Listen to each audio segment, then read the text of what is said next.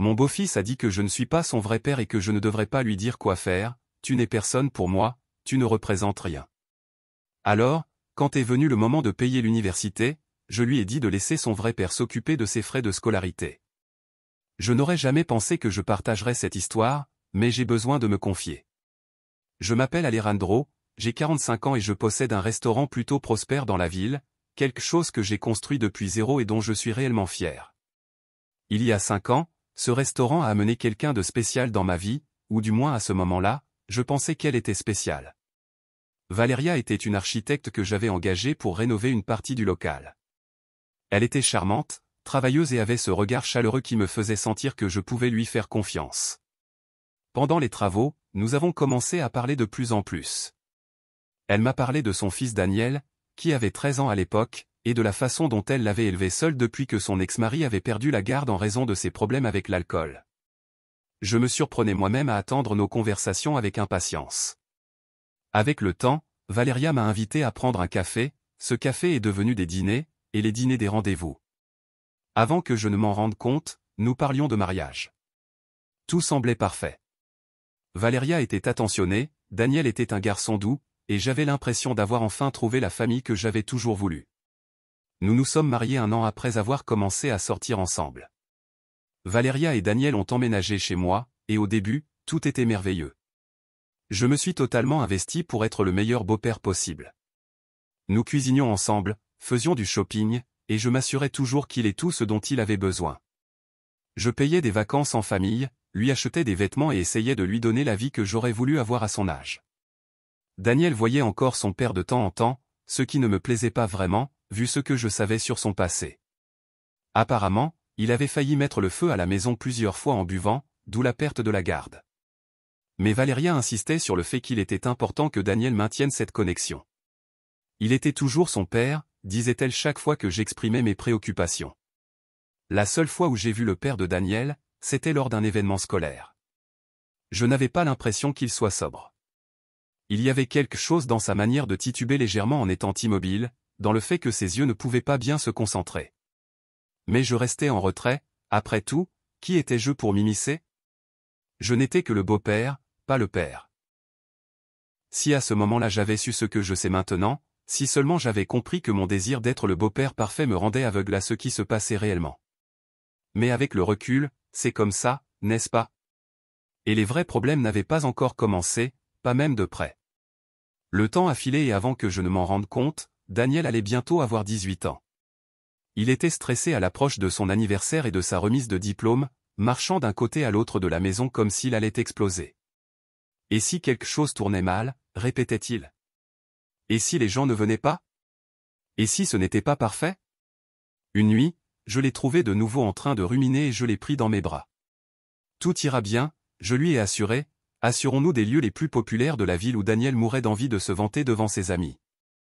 Il a vraiment crié, sortant immédiatement son téléphone. Mon Dieu, mon Instagram va exploser.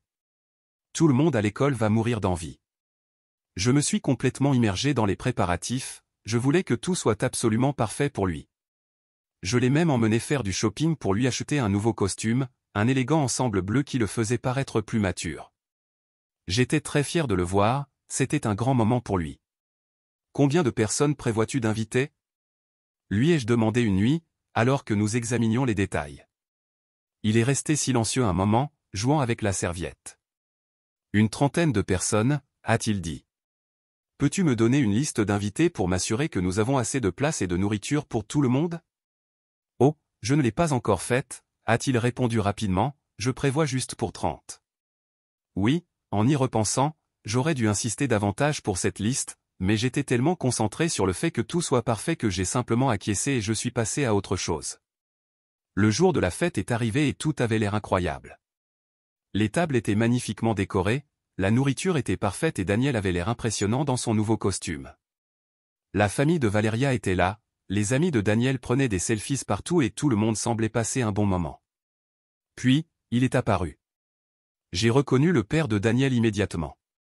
Malgré son léger titubement, il était clairement ivre, ses yeux vitreux trahissant son état tandis qu'il annonçait à haute voix qu'il était venu féliciter son fils pour son anniversaire. J'étais assis à côté de Daniel quand son père s'est approché en titubant jusqu'à notre table. Il m'a lancé un regard dangereux comme si j'étais quelque chose qu'il venait de gratter sous sa chaussure. « Lève-toi » a-t-il ordonné en faisant un geste de la main. « C'est ma place, je suis son vrai père, pas toi. » J'ai essayé de garder ma voix calme et raisonnable.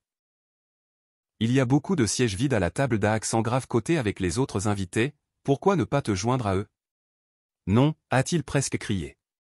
C'est ma place, tu dois partir, qui crois-tu que tu es?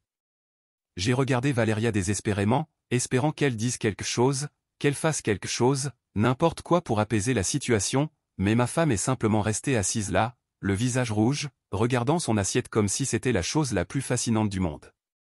J'ai respiré profondément, essayant de garder ma voix ferme malgré le spectacle qui se déroulait dans mon restaurant.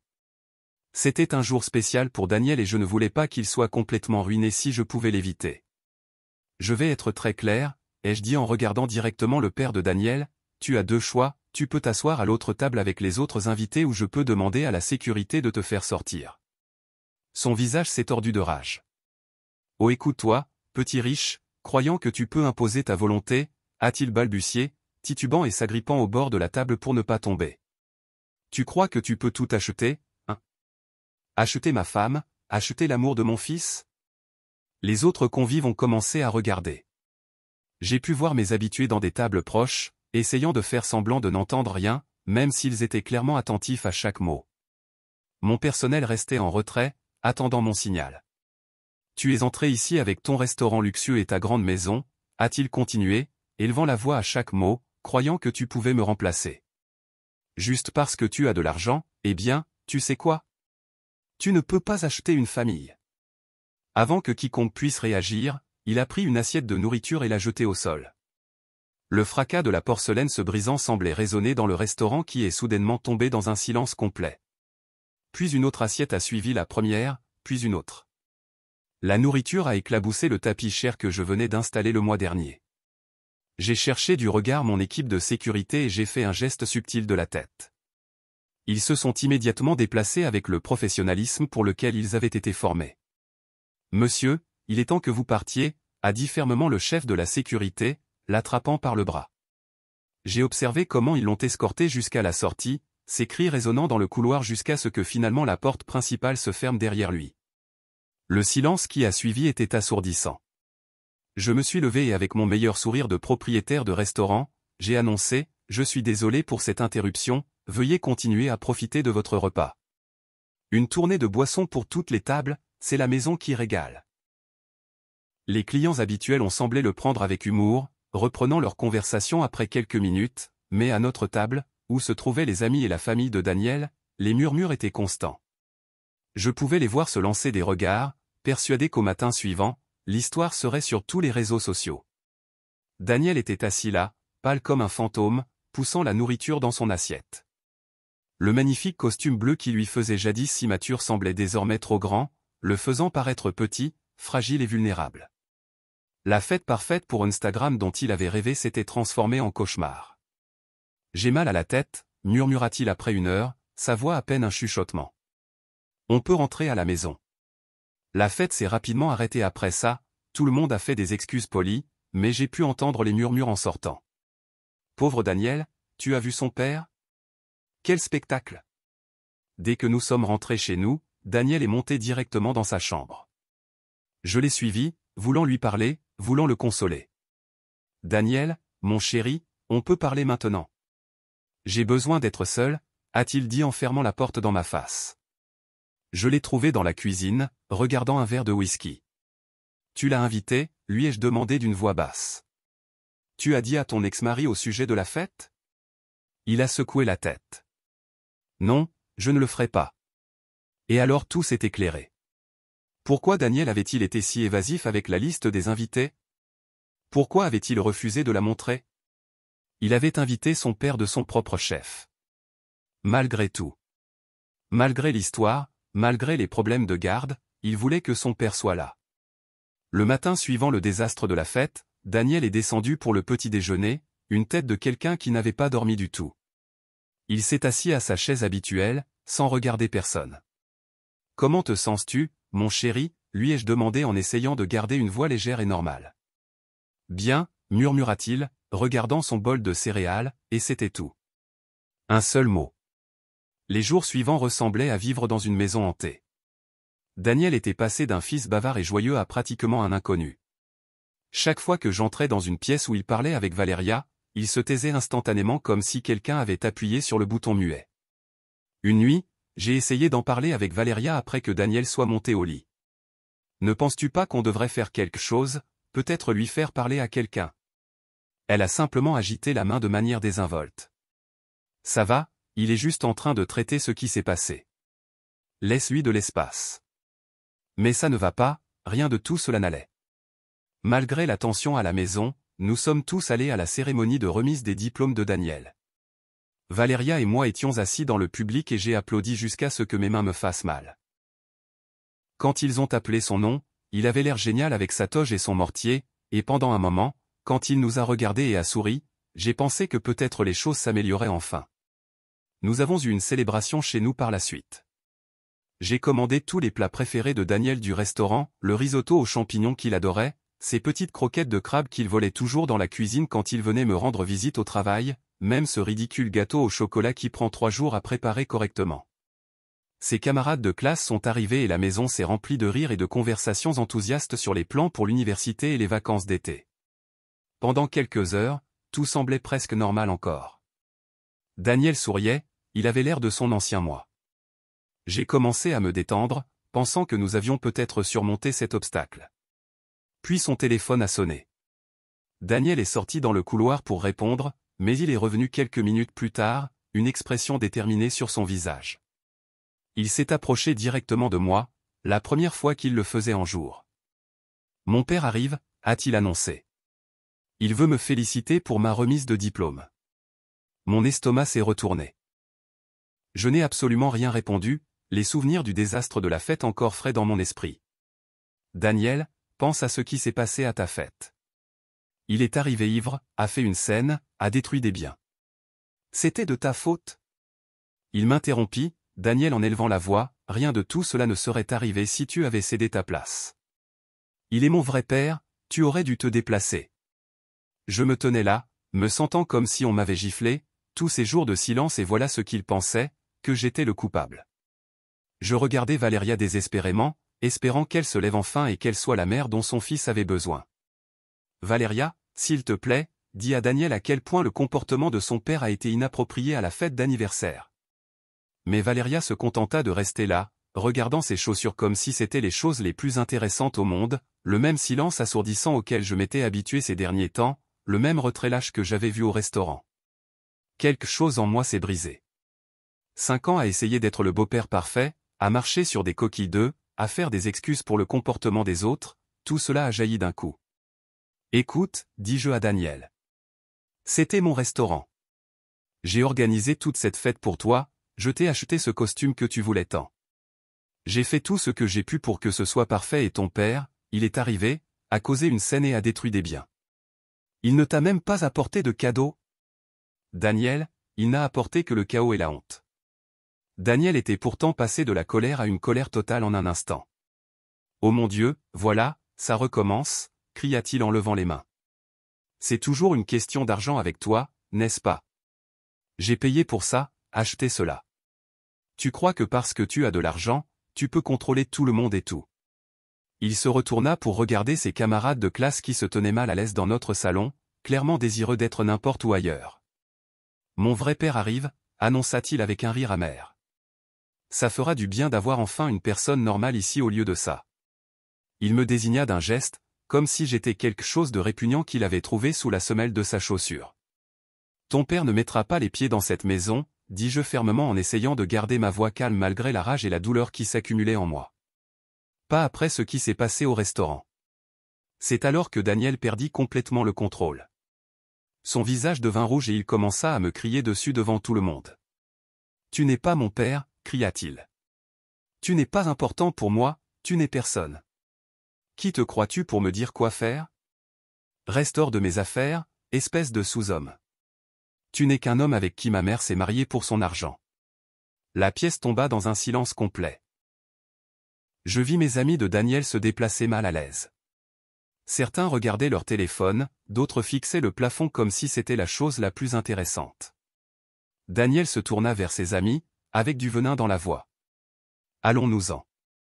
Je ne veux pas célébrer dans sa maison de toute façon, il accentua le mot, ça, comme si c'était quelque chose de sale. Ils sortirent rapidement sans me jeter un regard. La porte principale claqua si fort que les fenêtres tremblèrent. Je restai là, dans mon salon vide, entouré de nourriture à moitié mangée et de plats abandonnés, me sentant comme si on m'avait écrasé. Maintenant Valéria dirait quelque chose, non? Elle devrait me défendre après tout ça. Valéria éclaircit sa voix et quand elle parla, celle-ci était froide et dure. Tu n'avais pas le droit de le mettre à la porte à cause de cette histoire d'argent. Tu n'avais pas besoin de lui rappeler que c'est ta maison et que ton argent a payé tout cela.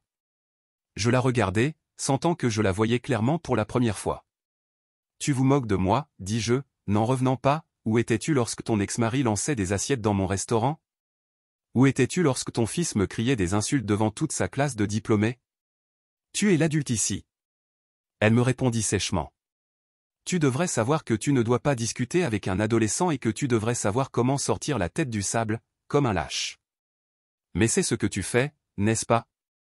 Tu restes là à te prélasser, tandis que ton ex-mari et ton fils me traitent comme une merde. Tu sais quoi?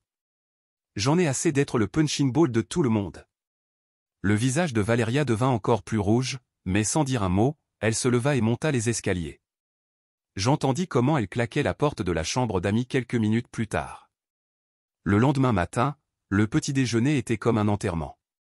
Valéria faisait glisser ses œufs autour de son assiette sans me regarder. J'étais sur le point de me lever et de partir quand Daniel entra, encore vêtu de ses habits de remise de diplôme. L'odeur d'alcool me frappa avant qu'il n'atteigne la table. Je regardais Valéria, m'attendant à ce qu'elle dise quelque chose, n'importe quoi au sujet de notre fils adolescent arrivant ivre à 9 heures du matin, mais Valéria continua de regarder ses œufs fascinants. « Où étais-tu toute la nuit » lui demandai-je en essayant de garder une voix neutre. Daniel se tourna vers moi, ses yeux injectés de sang, pleins de mépris. « Ce n'est pas ton problème, grogna-t-il. Tu n'es pas mon père, tu es personne, juste un espace vide occupant de la place dans cette maison. » Puis il se retourna et monta en titubant vers sa chambre. Valéria resta là, silencieuse comme toujours. Je commençais à penser que le silence était son super pouvoir. La semaine suivante, c'était comme vivre dans une maison hantée par un fantôme particulièrement vengeur. Daniel ne me parlait plus directement, au lieu de cela, il parlait de moi comme si je n'étais pas là. « Papa » disait-il en me désignant comme si j'étais un meuble. « Tu peux demander à ton mari de passer le sel ?» Ou il entrait dans une pièce et disait en regardant Valéria. « Ce gars-là est dans mon chemin, tu peux lui demander de se déplacer ?» Je restais silencieux, observant tout cela, tout se dérouler. Après 5 ans à essayer d'être le beau-père parfait, j'avais eu assez de les voir montrer leur vrai visage et ils l'ont fait. C'était dimanche et Valéria et moi étions en train d'avoir un autre dîner silencieux quand Daniel fit irruption dans la salle à manger, agitant une enveloppe comme s'il avait gagné à la loterie. « Papa » cria-t-il, pratiquement en dansant autour de la table.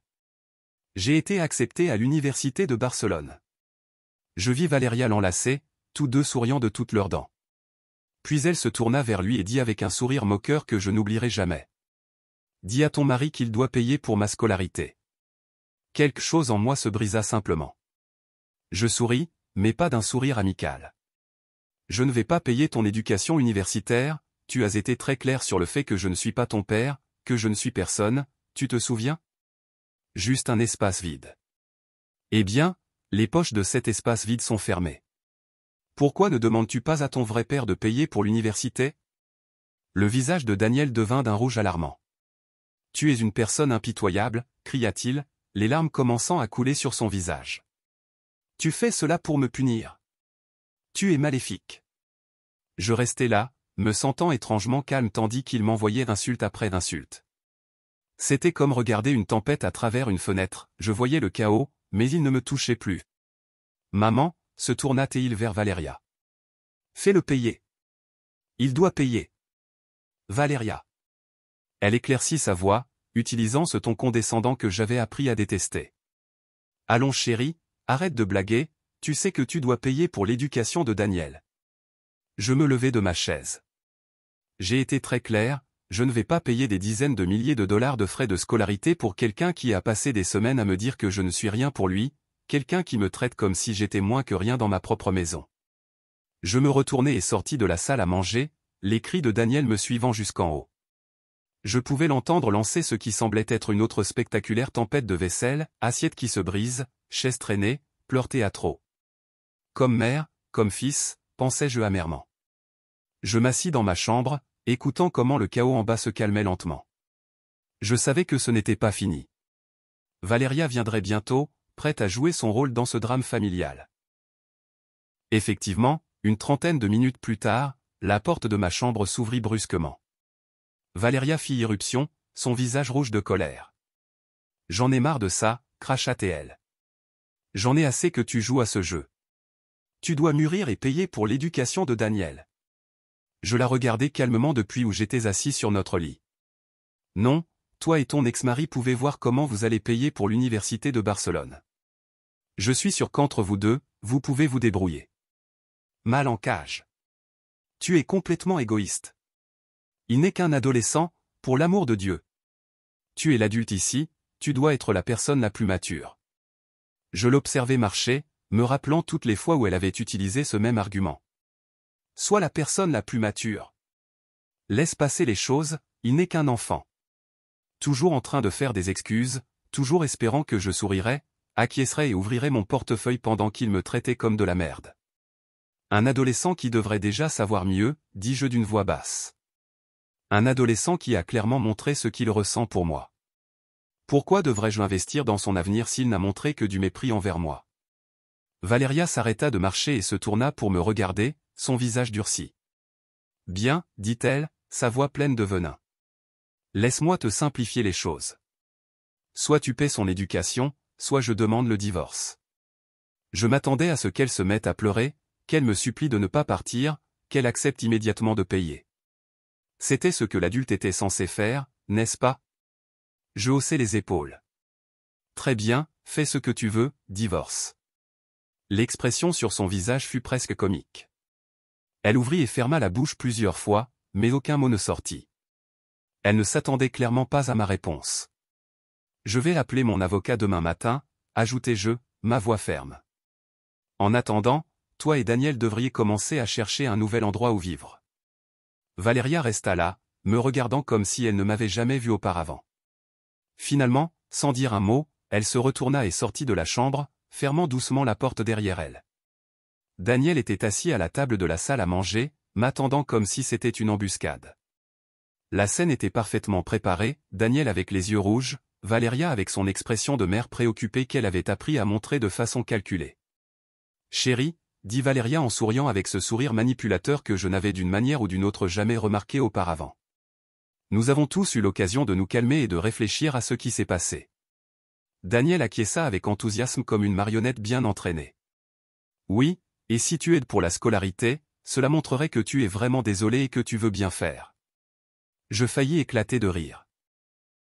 Il pensait vraiment qu'il pouvait me manipuler si facilement, que tout ce qu'il fallait, c'était un peu de faux repentir et des phrases répétées sur la famille.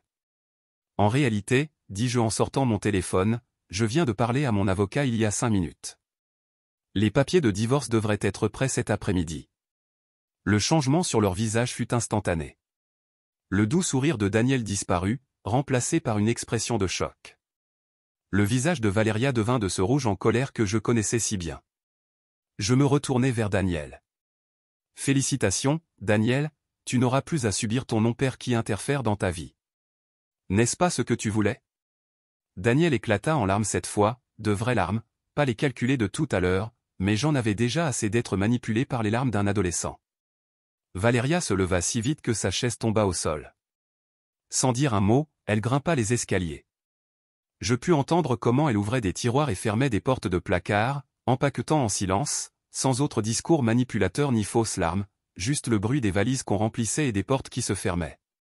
Je pensais que cela serait la fin. J'avais tort. Les messages commencèrent ce soir-là. D'abord de Valéria. Nous disons tous des choses que nous regrettons, parlons-en comme des adultes. Puis de Daniel. Je suis désolé si je t'ai fait du mal, mais tu es vraiment injuste sur le sujet de l'université.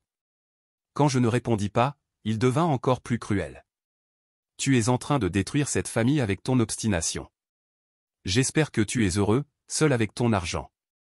Tu le regretteras quand tu seras vieux et que tu n'auras personne.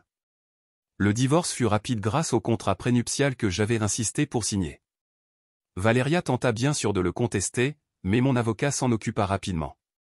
Elle ne récolta rien, pas un centime des bénéfices de mon restaurant, pas $1 de mes économies. De temps à autre, j'entends parler d'eux à travers des amis communs. Ils vivent dans un petit appartement de l'autre côté de la ville. Daniel n'a pas pu se permettre l'université de Barcelone et travaille maintenant dans un centre commercial. Valéria essaie de relancer son entreprise de recrutement, mais cela ne va pas bien. Depuis qu'ils sont partis, j'ai redécoré la maison. J'ai jeté tout le mobilier qui m'y faisait penser. La maison semble maintenant plus grande, plus légère. Ou peut-être que c'est moi qui suis enfin libre du poids d'essayer d'acheter l'amour de gens qui étaient seulement intéressés à le vendre.